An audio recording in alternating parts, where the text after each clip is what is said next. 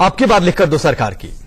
तीसरे चरण की वोटिंग के लिए अब जोर आजमाइश चल रही है। आज हम आपको बरेली लेकर चलते हैं और जानते हैं कि कैसे वहां की जनता अपने नेता से इस बार हर वादा लिखकर मांग रही है। नमस्कार, मैं हूं आशीष गुप्ता और आज हम हैं बरेली में और इंडिया न्यूज के खास कार्यक्रम अब की बार लिखकर दो सरकार लेकर हम आ पहुंचे हैं बरेली कॉलेज में। और ये कैंपेन आईटीवी नेटवर्क लगातार चला रहा है कि जो नेता चुनाव में आते हैं, वादे करते हैं और चले जाते हैं, आखिर उनकी जवाबदेही कब तय होगी। बरेली की जनता से हम पूछेंगे कि अब की बार लिखकर दो सरकार यानी संकल्प पत्र, घोषणा पत्र केवल जारी करने से काम नहीं चलेगा, अब की बार जनता को जवाब भी देना पड़ेगा। मेरे साथ मौजूद है यहाँ पर शहर के कुछ प्रबुद्धजन, उनसे बात करते हैं। क्या नाम है आपका? मेरा नाम डॉक्टर वंदना शर्मा है और मैं इसी महाविद्यालय की चीफ प्रॉक्टर हूँ। मैडम, आईटीवी नेटवर्क एक कैंपेन चला रहा है अब की बार लिखकर दो सरकार, और हम कोशिश कर रहे हैं कि इस बार जो मतदाता है वो जागरूक हों, अपने मत का प्रयोग करें और न केवल वो अपने मत का प्रयोग करें बल्कि जो नेता आते हैं और चुनावी वादे करके चले जाते हैं तो क्या उनसे क्यों ना हम लिखकर भी ले लें कि आप अगर इन वादों को पूरा नहीं करेंगे तो क्या होगा। देखिए, हम प्रजातांत्रिक व्यवस्था का हिस्सा हैं और मेरा ये मानना है कि हम उत्तरदायी शासन की बात करते हैं तो उत्तरदायित्व निश्चित होना चाहिए। आपका ये कैंपेन निश्चित ही इस अर्थ में सराहनीय है कि पहली बार उत्तरदायित्व की बात किसी मीडिया चैनल के द्वारा इतनी गंभीरता से उठाई जा रही है।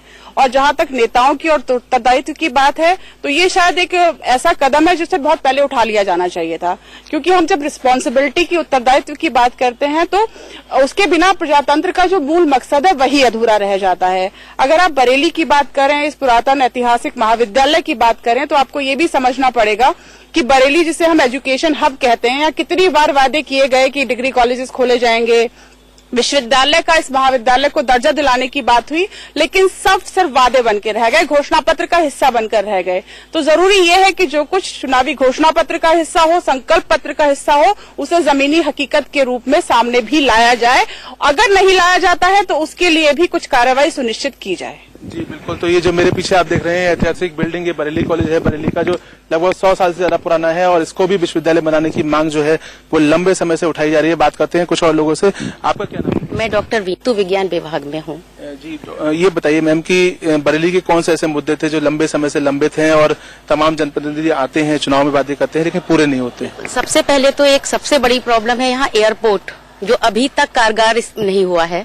और दूसरा ये कि यहाँ पर कोई भी रोजगार इस तरीके से नहीं है कि हमारे यहाँ के बच्चे जो पढ़ते हैं उनको एक अच्छे से रोजगार यही मिल पाए।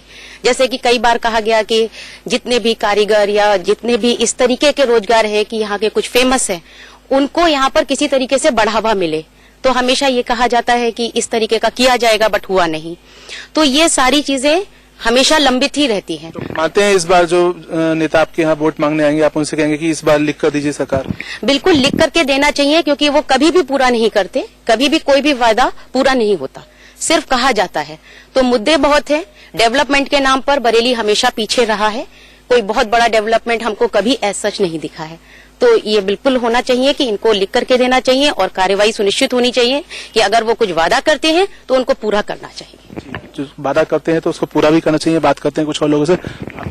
मैं doctor Sudesh Singh, mathematics department में हूँ, एचओडी। जैसा आप देख रहे हैं कि इस चैनल का कैंपेन चल रहा है आपकी बार लिख कर दो सरकार, तो मानते हैं इस तरह का कैंपेन होना चाहिए और जो नेता है उनकी जवाबदेही जनता के प्रति होनी चाहिए? नहीं, बिल्कुल होनी चाहिए।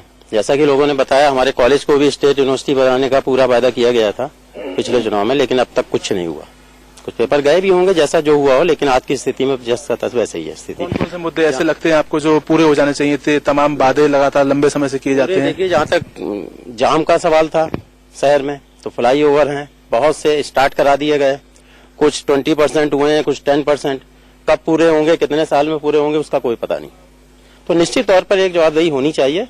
और जैसा कि कहा जा रहा है लिखित में, तो लिखित में निश्चित आश्वासन उन्हें देना चाहिए, क्योंकि मौखिक रूप से तो कई बार हो चुका, हर चुनाव में होता है। हर चुनाव में 30-40% भी पूरा कर दें तब भी मान लिया जाए कि काफी पूरा हो गया, लेकिन यहाँ तो हम समझते हैं 10%, 20% भी नजर नहीं आता।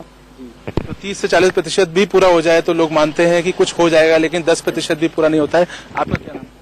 मैं डॉक्टर आर.के. गुप्ता हूँ, यहाँ दर्शन विभाग का अध्यक्ष हूँ। ये बताइए कि लंबे समय से नेता आते हैं, वादे करते हैं, फिर चले जाते हैं, तो कैसे जवाबदेही तय होगी? इनकी जवाबदेही तय तो होनी चाहिए। मुझे तो ये लगता है कि जो कुछ ये वादे कर रहे हैं उनको चाहे न्यायालय संज्ञान ले या कोई और बॉडी संज्ञान ले, उसे 100% रूप में पूरा कराया जाना चाहिए। जैसे बरेली में ही अगर आप देख लीजिए, इन लोगों ने बहुत वादे किए थे कि हम युवाओं को रोजगार देंगे, तो रोजगार देने के स्थान पर उल्टा होना शुरू हो गया। यहाँ की फैक्ट्रियां बंद हो गई, यहाँ के और तमाम जो ऐसे मसले थे, जैसे इधर जो लोहिया पार्क के पास में एक IT पार्क बनाने की बात हो रही थी, वही उलझन में पड़ गया। तो अगर वही कहीं प्रूव हो जाता तो हमारे युवाओं को कुछ तो रोजगार मिलता। आप लगातार फैक्ट्रियां बंद करवा रहे हो, आप लगातार अजीबोगरीब बयान दे रहे हो, दूसरे को गालियां दे रहे हो। मतलब ये जो मसले हैं नेताओं के, आप एक तरह से जो IAS अधिकारी बेचारा मेहनत करके आ रहा है, आप उससे कुछ अजीबोगरीब काम कराने की बात कर रहे हो। कल पत्र और घोषणा पत्र में तो बड़े बड़े वादे किए जाते हैं, तो मानते हैं कि इस बार लिख कर देना चाहिए, उसकी जवाबदेही ये भी होनी चाहिए कि अगर नहीं करेंगे तो निश्चित रूप से मुझे लगता है कि न्यायालय को संज्ञान लेकर के पूरा कराना चाहिए। तो मतदान जो है बहुत जरूरी है। बीच बीच में आपको बताते चले कि जो 23 अप्रैल को यहाँ पर बरेली में मतदान होना है, उसके लिए भी लोगों को जागरूक करने की आवश्यकता है कि केवल घर में बैठकर सिस्टम को अगर कोसेंगे तो कुछ नहीं होगा, मतदान जरूर करना है। बात करते हैं कुछ और लोगों से। सर, जानना चाहेंगे कि जो नेता अपने वादे पूरे नहीं करते हैं, क्या होना चाहिए और कौन से ऐसे। मैं तो शिक्षा जुड़ा हूं, मैं शिक्षा के बारे में बोलूंगा। सबसे पुराना महाविद्यालय बरेली कॉलेज पूरे यूपी का है, और उसमें सबसे सामने जो फौज खड़ी है, पहले इनको जो है एम्प्लॉयमेंट मिलना चाहिए। ये कम से कम ये हमारी एजुकेशन का एक बहुत बड़ा सच्चा मतलब एक सबूत है कि जो बेचारे क्वालिफाइड हैं, आज उनकी स्थिति सबसे बुरी है। मतलब बच्चा PhD कर रहा है, नेट क्वालिफाइड है, उसको जॉब नहीं मिल रही। इससे बड़ा एक मतलब दुर्भाग्य नहीं हो सकता ये हायर एजुकेशन का। और ये मतलब मैं तो ये मानूंगा कि मतलब हर व्यक्ति को अगर वो क्वालिफाइड है, उसको एम्प्लॉयमेंट गवर्नमेंट का उत्तरदायित्व है, उसको मिलना चाहिए। जैसे हम जो रिटायर्ड टीचर्स हैं उनको एम्प्लॉयमेंट मिला है, तो पहले इनका फर्ज बनता है कि जो बेचारे नई जनरेशन है उनको एम्प्लॉयमेंट दें। और सबसे बड़ी चीज, जैसे सबने कहा कि बरेली कॉलेज सबसे पुराना महाविद्यालय, इसको स्टेट यूनिवर्सिटी या एक यूनिवर्सिटी का दर्जा दिया जाना चाहिए था, जो अभी तक नहीं मिल पाया। क्योंकि जब रुहेलखंड विश्वविद्यालय बना था तो स्टार्टिंग यहीं से हुआ था कि बरेली कॉलेज और काश कला केंद्र को मिलाकर विश्वविद्यालय बने, लेकिन नहीं बन पाया। लेकिन आज फिर डिमांड होती है, और ये संतोष गंगवार जी से मेरा तो कहना था, और उनसे कई मुद्दों पर कहा गया कि इसको चाहे कुछ भी डीम यूनिवर्सिटी बनाए या स्टेट यूनिवर्सिटी बनाए जरूर। यही मेरा रोजगार एक बड़ा मुद्दा है, और जो बरेली कॉलेज है उसको विश्वविद्यालय बनाना जो है एक बड़ा मुद्दा है। यहाँ पे बात करते हैं कुछ और लोगों से। इस बार जो है वो अगर जनता ये तय करे कि नेता जो आएगा उससे लिख कर लिया जाएगा, और अगर वो पूरा न करे तो अगली बार उसको नकार दिया जाएगा, ये संभव है?